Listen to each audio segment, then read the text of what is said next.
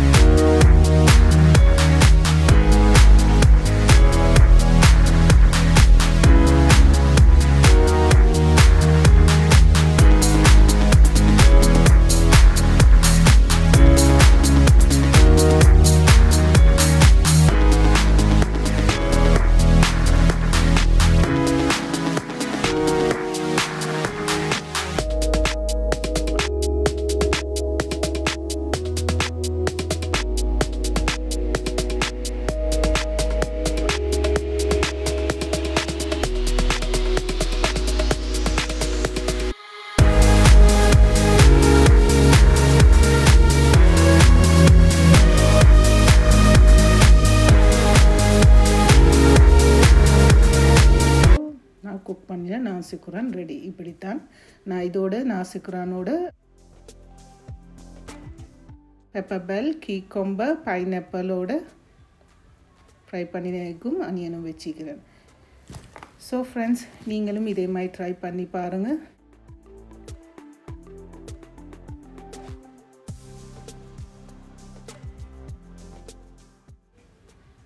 Thanks இந்த video watch பண்ணினதுக்கு.